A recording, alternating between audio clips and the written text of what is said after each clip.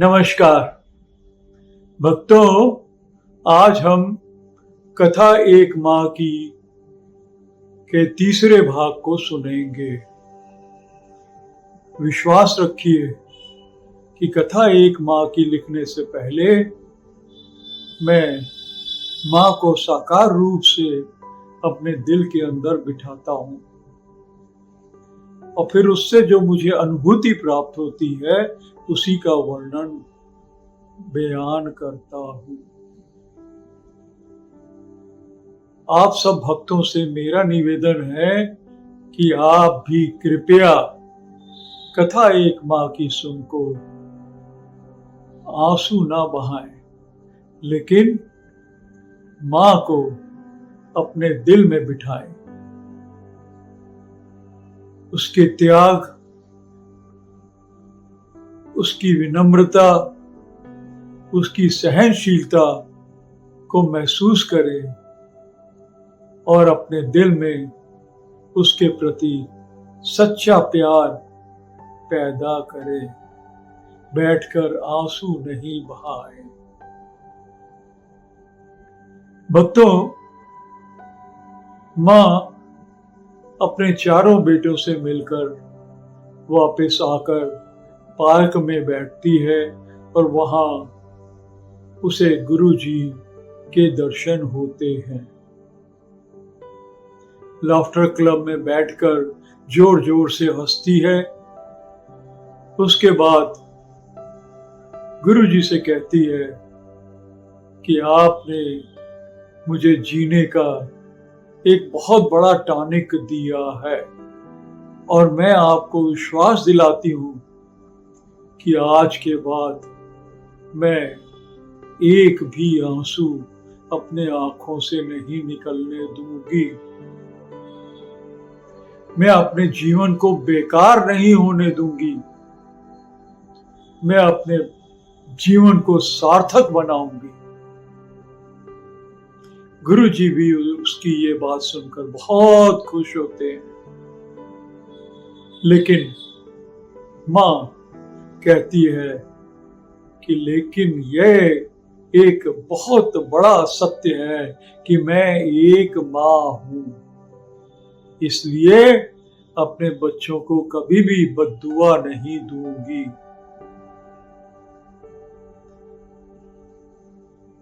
भगवान सबको उनके कर्मों के हिसाब से फल देता है,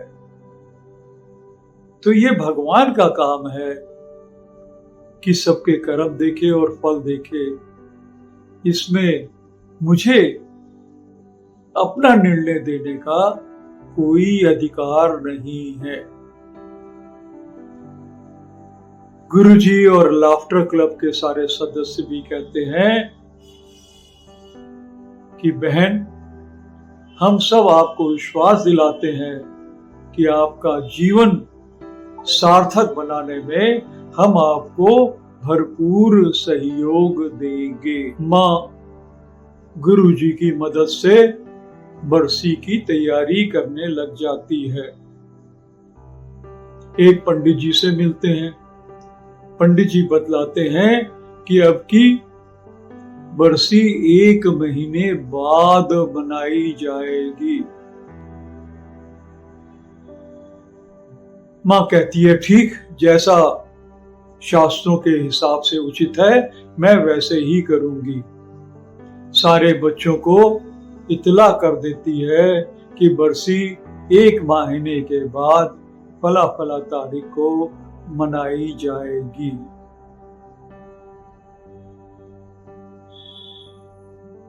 माँ अपने कच्चे से कमरे में बैठी अकेली अपने पति को याद करती है, लेकिन आंखों से आंसू नहीं बहने देती है। लेकिन इतने सालों की यादें तो जुड़ी होती हैं, यादें तो आती ही आती हैं। फिर अचानक खड़ी हो जाती है और पति ने जो खेत खरीदे थे उनके कागज निकालने लगती है। खेत के कागजों को देखकर वो भौचक्की हो जाती है। अरे, ये कब पति ने किया? मां के पति ने सारे खेत अपने जीवन में पत्नी के नाम पर ट्रांसफर कर दिए थे। मां सोचने लगती है कि मेरे पति ने कुछ सोचकर ही ये काम किया होगा, और तुरंत फैसला करती है कि अब ये खेत मैं अपने किसी बच्चे को नहीं दूंगी। मां तुरंत गुरुजी के पास जाती है और गुरुजी को अपना निर्णय भी बतलाती है और गुरुजी से कहती है कि इस खेत का एक छोटा सा टुकड़ा मैं बेचना चाहती हूँ। गुरुजी की मदद से एक टुकड़ा बेच देती है और जो पैसे आते हैं उससे अपने लिए एक सुंदर पक्का कमरा बनाती है, बड़ा सा। उसका आधे हिस्से में अपने लिए एक बेड लगाती है और दूसरे हिस्से में कुछ सोफे डालकर लोगों के आने और बैठने का इंतजाम कर देती है। कमरे में एसी भी है, घर के लिए फ्रिज भी है। कमरे के साथ एक रसोई भी बनाई और उसमें खाना बनाने की सारी सुविधाएं उपलब्ध करती है। अपने लिए एक अच्छा सा मोबाइल भी खरीदती है। देखते देखते एक महीना बीत जाता है और बरसी का दिन नजदीक आ जाता है। नियत तारीख को चारों बच्चे गांव में आते हैं। गांव में आकर देख के आश्चर्यचकित हो जाते हैं कि भाई यहाँ तो एक कच्चा सा गंदा सा कमरा था, अब इतना शानदार बड़ा सुंदर कमरा बन गया। कमरे के अंदर की सारी सुविधाएं देखकर भी बड़े आश्चर्य में पड़ गए। किचन देखा तो और आश्चर्य। चारों भाइयों ने बहुत गुस्से से मां को देखा और बोला, मां, तू पागल तो नहीं हो गई है? हमारे साथ ये फैसला हुआ था कि जो एक हिस्सा खेत का तुम्हारा है वो तुम उस भाई को दे दोगी जो तुम्हारी देखरेख करेगा। अब तुमने अपने हिस्सा जो खेत का था वो तो बेच दिया और एक कमरा गांव में बना लिया। गांव में अकेले कैसे रहोगी? तुमने सारे पैसे बर्बाद कर दिए, अब तुम्हें कौन रखेगा अपने पास? मां बड़े शांत मन से सुनती है और बोलती है कि बच्चों, फिक्र नहीं करो, अब मैंने फैसला किया है कि मैं गांव में ही रहूंगी, किसी के यहां नहीं जाऊंगी। उसी समय गुरुजी एक टिफिन में खाना लेकर उस घर में प्रवेश करते हैं। मां अपने कमरे में गुरुजी को बिठाती है और बच्चों से कहती है कि दुख की घड़ी में गुरुजी ने मुझे सहारा दिया और अब हम लोग रोज एक दूसरे से मिलते हैं। गुरुजी दोपहर को अपने घर से खाना बना के लाते हैं, हम दोनों मिलके इकट्ठे बैठकर खाते हैं।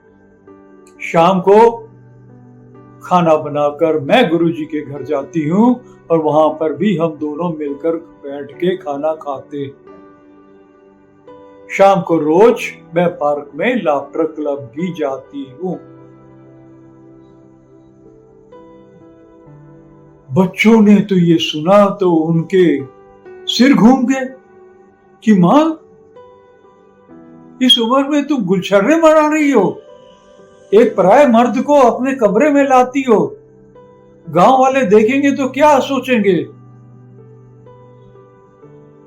तुम तो बिल्कुल नीच बन गई हो, ये क्या कर रही हो? तुम्हें शर्म नहीं आती? गांव वालों से डर नहीं लगता? मां फिर भी शांत रहती है और बहुत शांतपूर्वक मन से कहती है कि जो पुराना कमरा है उसके बगल में जो रसोई है उसमें मैंने आप लोगों के लिए आटा और दाल रख दी है। कृपया आप अपने लिए अपने स्वाद के अनुसार खाना बना लें। मैं और गुरुजी तो इस कमरे में बैठकर गुरुजी के द्वारा लाया गया टिफिन ही खाएंगे। बच्चों को तो काटो तो खून ही नहीं निकलेगा। ये क्या कर रही हो मां? तू तो पूरी पागल है।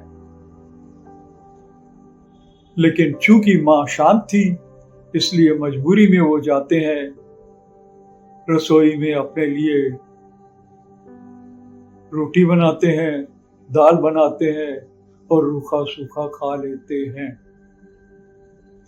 खाना खाने के बाद मां से कहते हैं कि खेत भी हमारे नाम पर हमें दोगी या नहीं दोगी, या वो भी अपने इस यार को दे दोगी?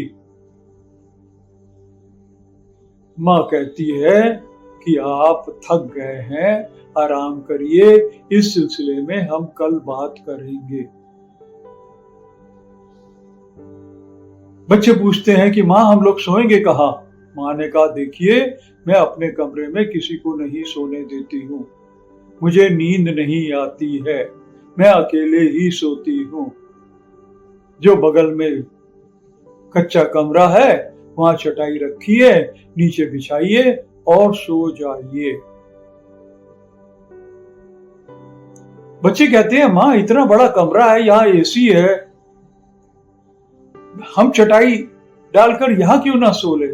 मां कहती है नहीं, मुझे नींद नहीं आएगी, मैं अकेले ही सोऊंगी। बच्चे बड़बड़ाते हुए बगल के कमरे में रात काटते हैं और सवेरे मां से कहते हैं कि मां चलो, जो तुमने वायदा किया था एक एक खेत का हिस्सा हमारे नाम पर रजिस्ट्री करवा दो। मां कहती है कि मैंने फैसला बदल दिया है, क्योंकि आपके पिताजी सारे खेत मेरे नाम पर करके गए थे, इसलिए मैंने फैसला किया है कि अब ये सारे खेत मेरे ही नाम पर रहेंगे। बच्चे कहते हैं मां हम सब समझ गए, तू बिल्कुल उल्टा है, नीच है, गिरी हुई औरत है, तुझे अपनी मां कहते हुए हमें शर्म आ रही है। हम समझ गए हैं कि ये जो गुरुजी है ना, यही तुम्हारे यार हैं और सारे खेत वो तुम्हारे छीन लेंगे। उसके बाद जब रोती चिल्लाते हुए आओगी तो हम कोई भी भाई तुम्हारी देख रेख नहीं करेंगे और घर में घुसने नहीं देंगे। मां शांत मन से सुन रही है। बच्चे बड़बड़ाते हुए गुस्से में सामान उठाते हैं और शहर चले जाते हैं। मां अपनी जिंदगी नॉर्मल रूप में बिता रही है। एक दिन शाम को जब पार्क में जाते हैं तो देखते हैं कि जिस बेंच पर आकर वो एक दिन बैठकर रो रही थी, वहां पर एक महिला लेटी हुई है, रो रही है, उसके हाथ से, पैर से, मुंह से खून निकल रहा है। मां उससे पूछती है कि ये क्या हुआ?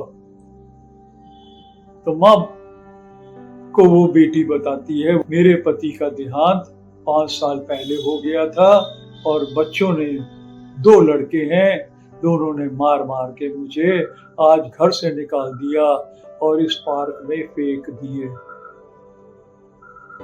मां ने कहा कोई बात नहीं, बिल्कुल फिक्र नहीं करो, मैं जिंदा हूं। तुरंत गुरुजी से मिलकर आधे खेत वो बेच देती है और कहती है कि इस पैसे से मैं एक बड़ा घर खरीदूंगी और उसमें गरीब, अनाथ, असहाय औरतों और बच्चों को सहारा दूंगी। एक व्यापारी थे, उसके 5 बच्चे विदेश में पढ़ते हैं। वो एक कपड़े का काम करते हैं। उन्होंने कमाई करके जैसे भी कमाया 5 रो हाउस बनाए थे, ये सोचकर कि 5 बेटों को एक एक घर दूंगा। लेकिन 5 बच्चे जब विदेश चले गए तो उसके बाद वापिस ही नहीं आए। तो उस व्यापारी ने सोचा ये मैं 5 रो हाउस बेच दूंगा।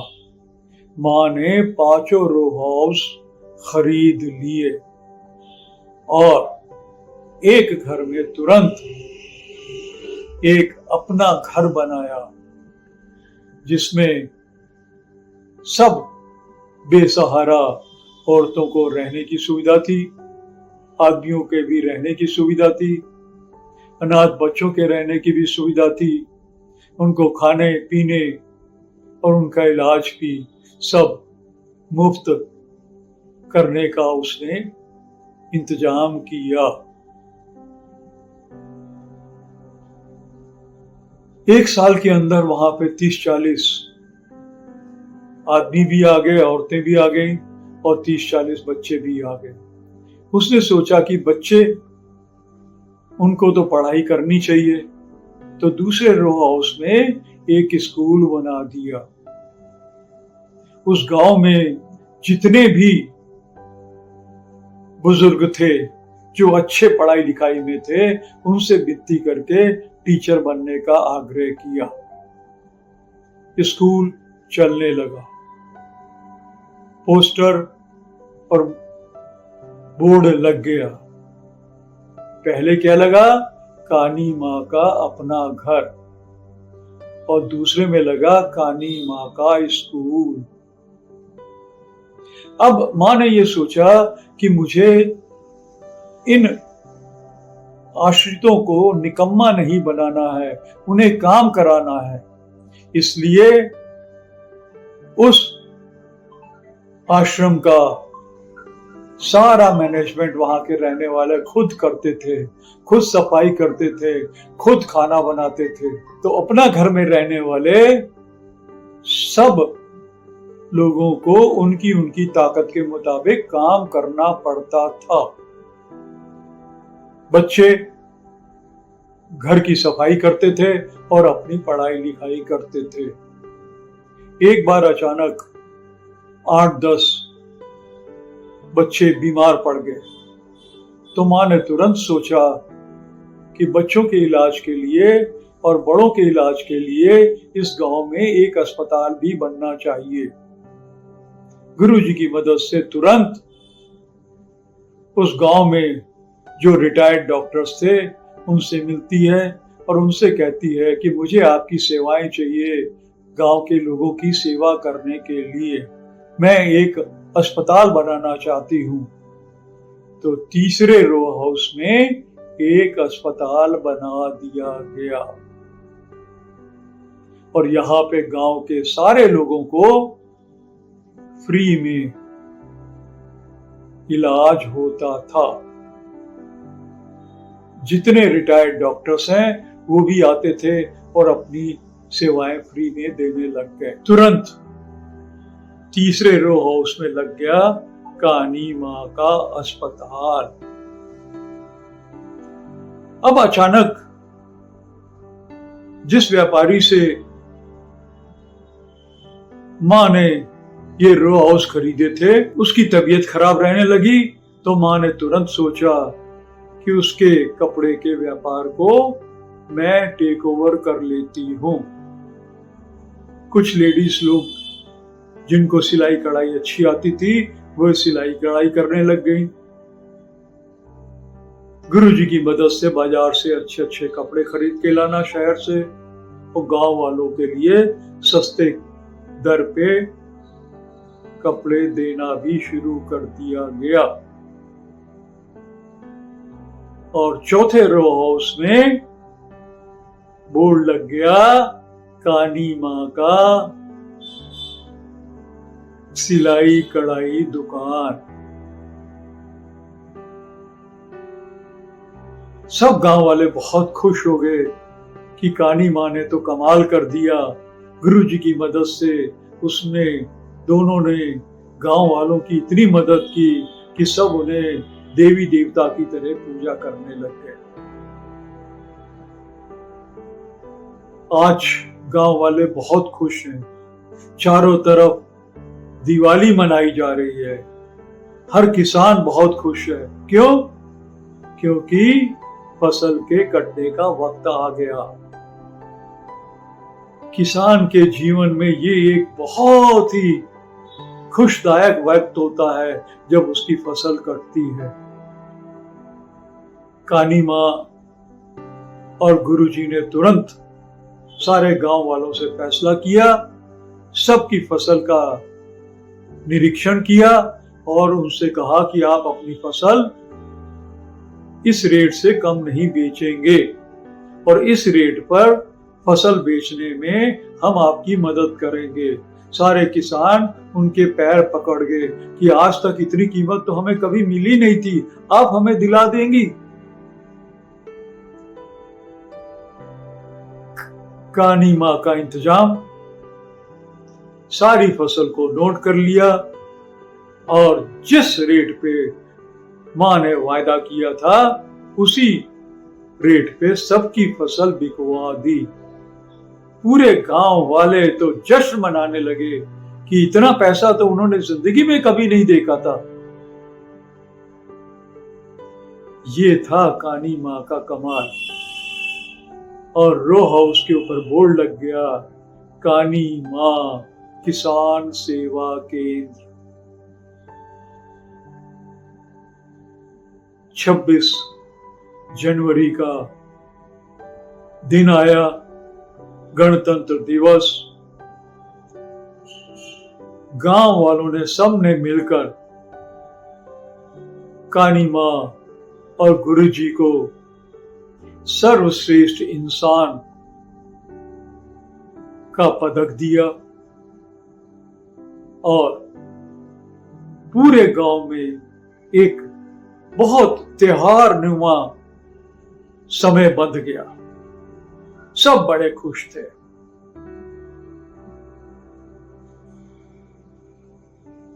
हर तरफ, हर न्यूज़पेपर में कानी माँ के और गुरुजी के कारनामों की चर्चा होने लगी।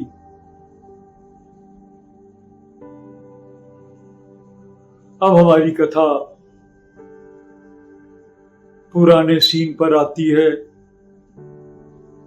कानी माँ के मंदिर, चारों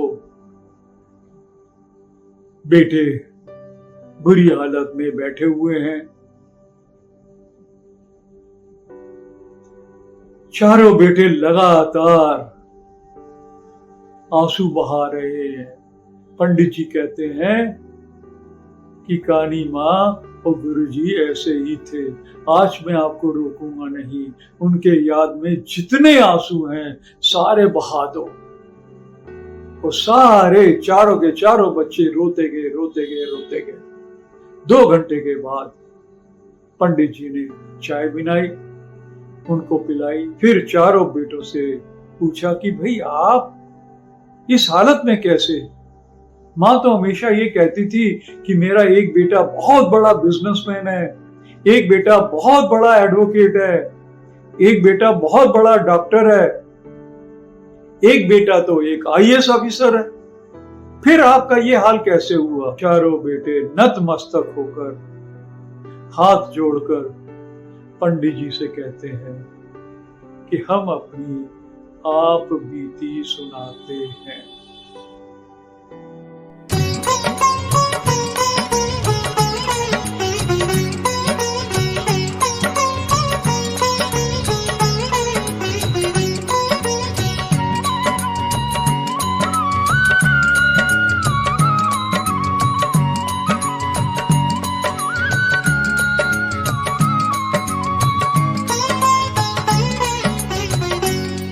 किसी के काम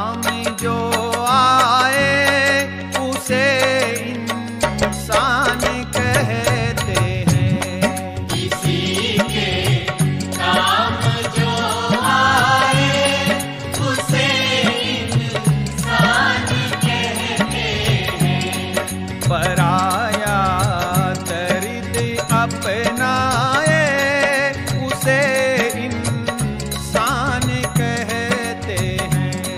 पराया दर्द अपनाए उसे इंसान कहते हैं।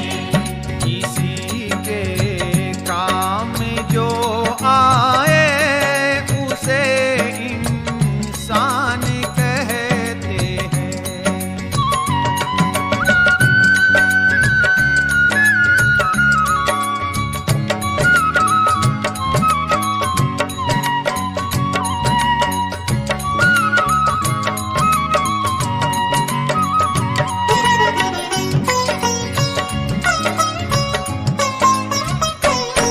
कभी धनवान है कितना, कभी इंसान निर्धन है।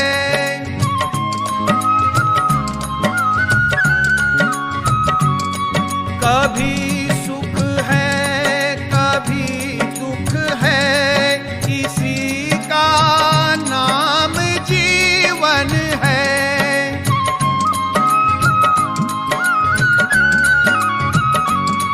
जो मुश्किल में न घबराए उसे इंसान कहते हैं। किसी के काम जो आए उसे इंसान कहते हैं। किसी के काम जो आए उसे इंसान कहते हैं।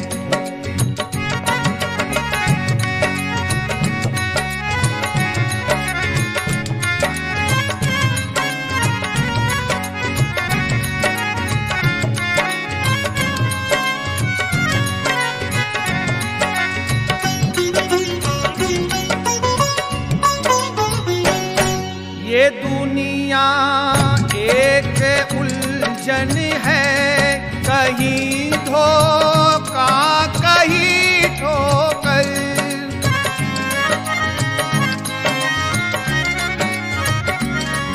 कोई हंस हंस के जीता है, कोई जीता है रो रो कर।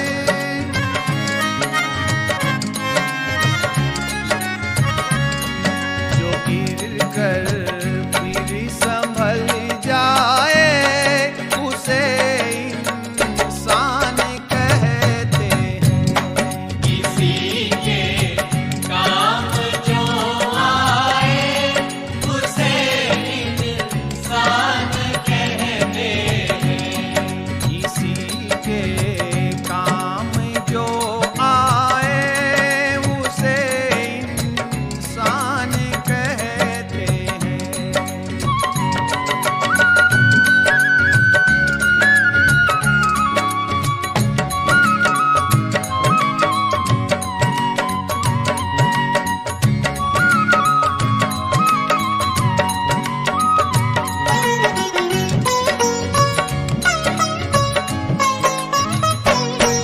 अगर गलती रुलाती है तो राहें भी दिखाती है।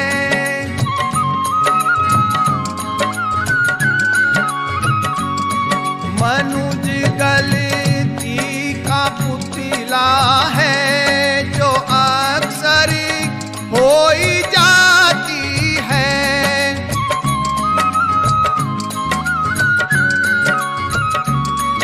जो कर ले एक गलती